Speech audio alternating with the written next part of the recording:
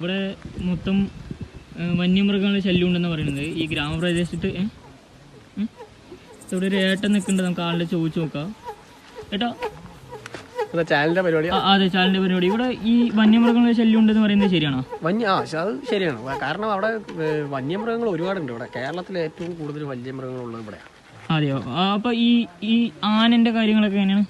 ആന എന്ന് പറയുമ്പോ പുതുപ്പള്ളി കേശവൻ, പാമ്പാടി അതല്ല, കാട്ടാന.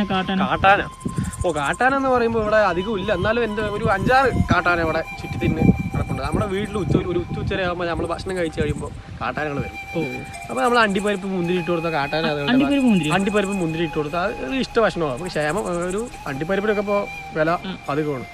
കേരളത്തിൽ വിലക്കയറ്റമാണ്. അണ്ടിപ്പരിപ്പിലൊക്കെ നല്ല വിലയാണ്. അപ്പോൾ നമ്മളിപ്പോൾ നിലക്കടലിൽ ഇട്ട് കൊടുത്താൽ അത് എന്ന് വെച്ചാൽ അതിന്റെ പാട്ട്.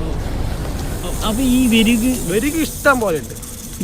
വെരുക് നമ്മൾ നിന്ന് തീരുന്ന അവിടെ വരിക. ഇതാ സോയാബിന്റെ ചാക്കാണ്, സോയാബിന്റെ കടയത്തെ ചാക്കാണ്. നമ്മള് വെരുക് ഈ ഇടയ്ക്ക് വെരുക് പിടിച്ചു. ഒരു 4 എണ്ണത്തിന് ഒരുമിച്ച് ആ ചാക്കിൽ പിടിച്ചു.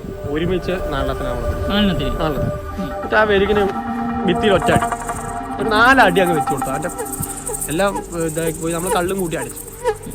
അപ്പൊ ഈ മലമ്പാമ്പിന്റെ കാര്യങ്ങളൊക്കെ എങ്ങനെ? മലമ്പാമ്പ് വന്നിട്ടുണ്ട്. മലമ്പാമ്പ് ഇവിടെ നിറയുണ്ട്.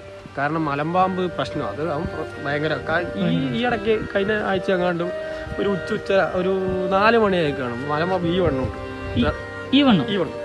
ടെറസിന്റെ മുകളിൽ ഈ വണ്ണമുണ്ട്. അങ്ങനെ ഒരു പച്ചയിറക്കൽ എടുത്ത് ഒരു കുടുക്കിട്ട്, പച്ചയിറക്കലില്ലേ, അതെടുത്ത് ഒരു കുറുക്കിട്ട് ഈർക്കൽ. കാരണം നമുക്കിങ്ങനെ നോക്കി നിൽക്കാൻ പറ്റത്തില്ല. ഫോറസ്റ്റുകാർ വരും എന്ന് പറഞ്ഞാൽ അവർ ലേറ്റായി. അപ്പോൾ നമ്മൾ ഇത് ഇങ്ങനെയൊക്കെ നമ്മൾ കൊണ്ടുപോയി പറ്റും. നമ്മൾ കാര്യം പണ്ട് ഞങ്ങൾ നായാട്ടിന് പോയി.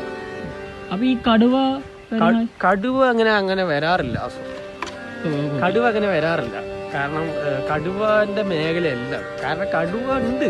കഴിഞ്ഞ ആഴ്ച ഒരു കടുവ വന്നു.